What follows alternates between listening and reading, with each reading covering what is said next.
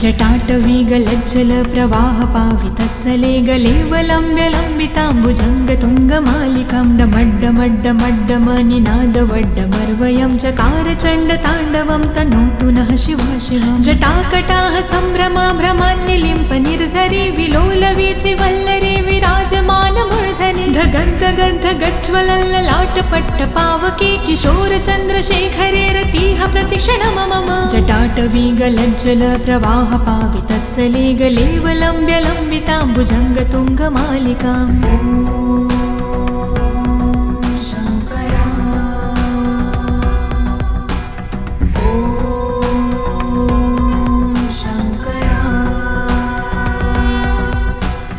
धराधरेन्द्रनन्दिनी विलासबन्धुबन्धुरसुराद्रिगन्धसन्तति प्रमोदमान मानसे कृपाकटाक्षधारिणी निरुद्ध दुर्धरापदे कवचदिगम्बरे मनो विनोदमेतु वस्तुनि जटाभुजङ्गपिङ्गल स्फुरत्फणामणि प्रभा कदम्ब कुङ्कुमाद्रवा प्रलिप्त दिग्वधूमुखे मदान्धसिन्धुरस्फुरत्वगुत्तरीय मेदुरे मनो विनोदधुत्तं बिम्भर्तु भूतभर्तरे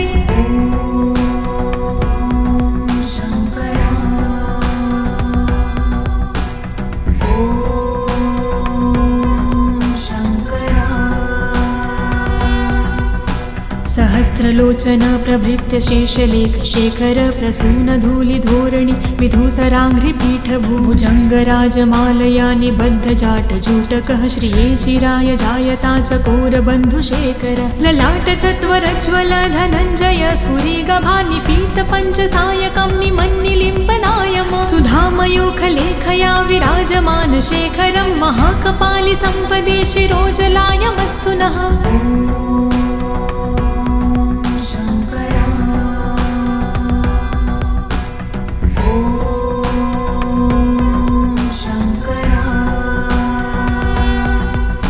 करालभालपट्टिकाधगद्धगद्धगज्वल धनञ्जयाधरीकृत प्रचण्ड पञ्चसायके धराधरेन्द्रनन्दिनी कुचाग्रचित्रपत्रक प्रकल्पनैकशिल्पिनी त्रिलोचने मते मम नवीनमेघमण्डली निरुद्ध दुर्धरस्फुरत् कहोनिशीथिनी तमः प्रबन्धबन्धुकन्धरः निलम्पि निर्झरीधरस्तनोतु कृत्तिसिन्धुरः कलानिधानबन्धुरः श्रियं जगन्धधुरधरः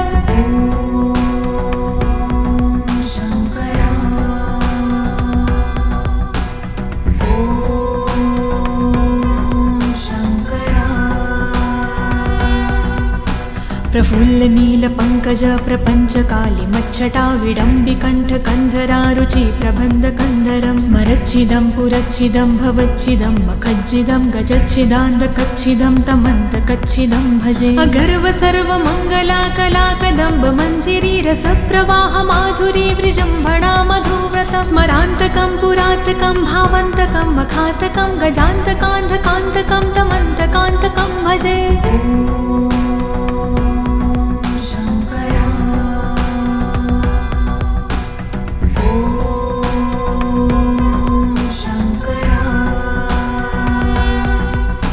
जयद्वद ब्रवीभ्रम भ्रमद्द जङ्गमस्फुर धगद्धगद्विनिर्गमत्करालबालहव्यव धिमिद्धिमिद्धिमिन्मृदङ्गतुङ्गमङ्गलं ध्वनिक्रम प्रवर्तित प्रचण्डताण्डव शिव दृशाद्विचित्रतल्पयोर्भुजङ्गमौक्तिकं स्रजो गरिष्ठरत्नलोष्टयो सह द्विपक्षपाक्षयो त्रिणारविन्दचक्षुषो प्रजामहिन्महेन्द्रयो समं प्रवर्तयन्मनः कदा सदा शिवं भजे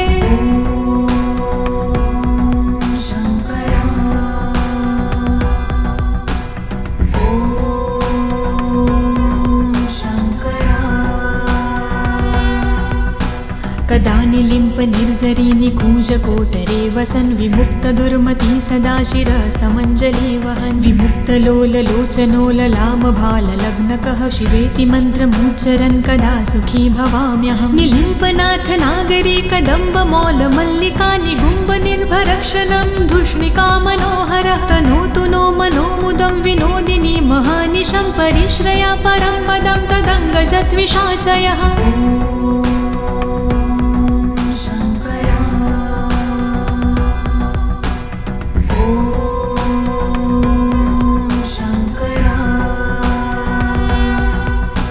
प्रचण्डवाडवानल प्रभाशुभ प्रचारिणी महाष्टिसिद्धकामिनी जनावहूत जल्पना विमुक्तवामलोचनो विवाहकालिकध्वनि शिवेति मन्त्रभूषगो जगज्जयाय जायता इमं हि नित्यमेव मुक्तमुत्तमोत्तं स्तवं पठन् स्मरन् ब्रुवन्नरो विशुद्धमेति सन्ततं हरे गुरोसु भक्तिमाशु याति नायशागति विमोहनं हि देहनातु शङ्करस्य चिन्तनम्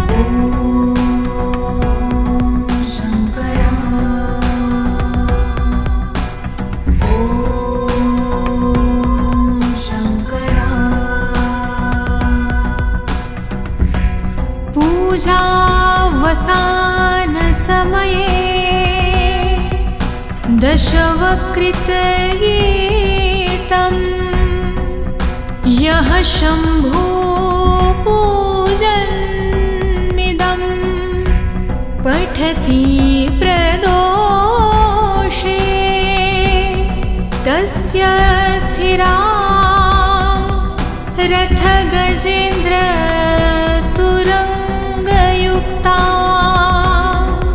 लक्ष्मी सदैव सुमुखी प्रददाति शम्भुः इति शिवताण्डवस्तोत्रं सम्पूर्णम्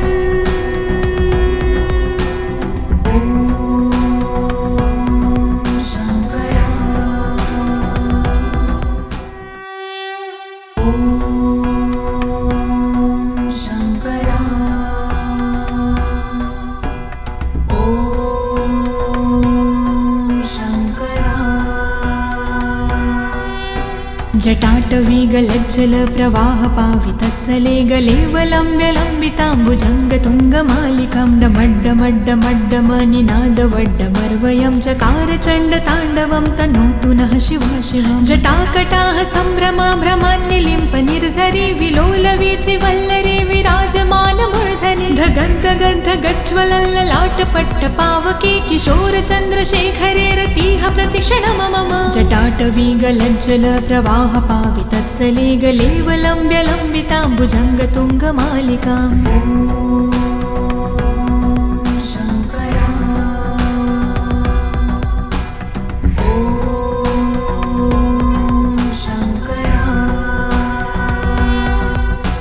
धराधरेन्द्रनन्दिनी विलासबन्धुबन्धुरसुराद्रिगन्धसन्तति प्रमोदमानमानसे कृपाकटाक्षधारिणी निरुद्धदुर्धरापदि कवचदिगम्बरे मनो विनोदमेतु वस्तुनि जटाभुजङ्गपिङ्गल स्फुरत्फणामणि प्रभा कदम्बकुङ्कुमद्रवा प्रलिप्तदिग्वधूमुखे मदान्धसिन्धुरस्फुरत्वगुत्तरीय मेदुरे मनो विनोदधुत्तं बिभर्तु भूतभर्तरे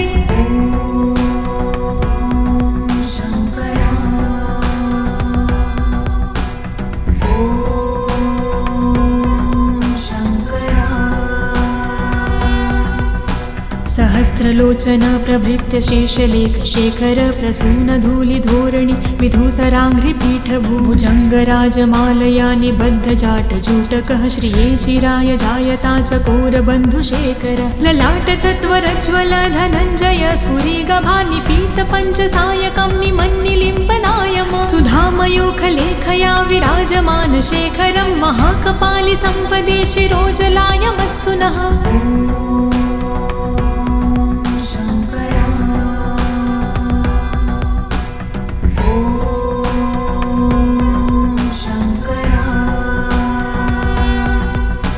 करालभालपट्टिकाधगद्धगद्धगज्ज्वल धनञ्जयाधरीकृत प्रचण्ड पञ्चसायके धराधरेन्द्रनन्दिनी कुचाग्रचित्रपत्रक प्रकल्पनैकशिल्पिनी त्रिलोचने मते मम नवीनमेघमण्डली निरुद्धदुर्धरस्फुरत् कहोनिशीथिनी तमः प्रबन्धबन्धुकन्धरः निलम्पि निर्झरीधरस्तनोतु कृत्तिसिन्धुरः कलानिधानबन्धुरः श्रियं जगन्धधुरन्धरः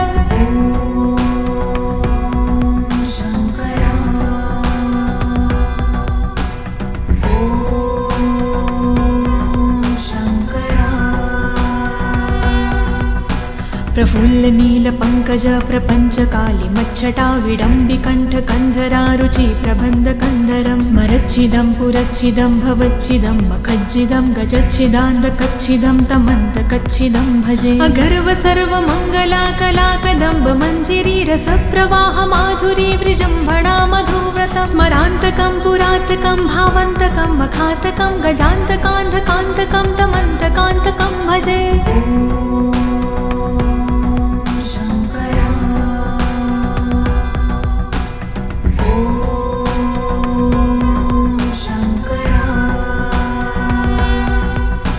जयत्वद ब्रवीभ्रम भ्रमद्दजङ्गमस्फुरधगद्धगद्विनिर्गमत्करालबालहव्यव धिमिद्धिमिद्धिमिद्धिमिन्मृदङ्गतुङ्गमङ्गलं ध्वनिक्रम प्रवर्तित प्रचण्डताण्डव शिव दृशद्विचित्रतल्पयोर्भुजङ्गमौक्तिकं स्रजो गरिष्ठरत्नलोष्टयो सह द्विपक्षपक्षयो त्रिणारविन्दचक्षुषो प्रजामहिन् महेन्द्रयो समं प्रवर्तयन्मनः कदा सदा शिवं भजे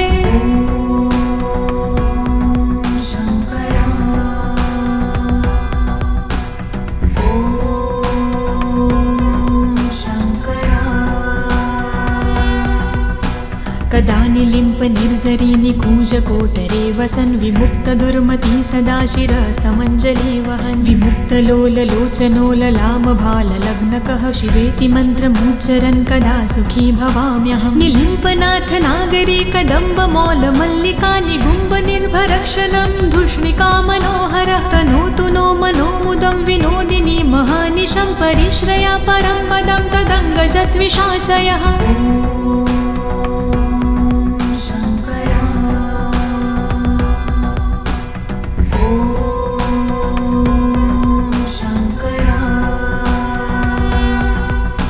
प्रचण्डवाडवानल प्रभाशुभ प्रचारिणी महाष्टिसिद्धकामिनी जनावहूतजल्पना विमुक्तवामलोचनो विवाहकालिकध्वनि शिवेति मन्त्रभूषगो जगज्जयाय जायता इमं हि नित्यमेव मुक्तमुक्तमोतं स्तवं पठन् स्मरन् ब्रुवन्नरो विशुद्धमेति सन्ततं हरे गुरो सुभक्तिमाशु याति नायशागति विमोहनं हि देहनातु शङ्करस्य चिन्तनम्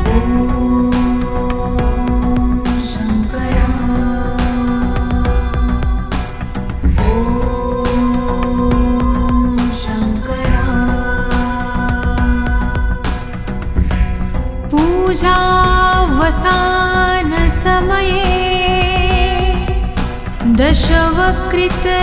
दशवक्त्रगीतं यः शम्भो पूजन्मिदं पठति प्रदोषे तस्य स्थिरा रथगजेन्द्र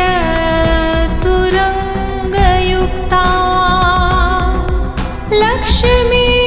सदैव सुमुखी प्रददाति शम्भुः इति शिवताण्डवस्तोत्रम्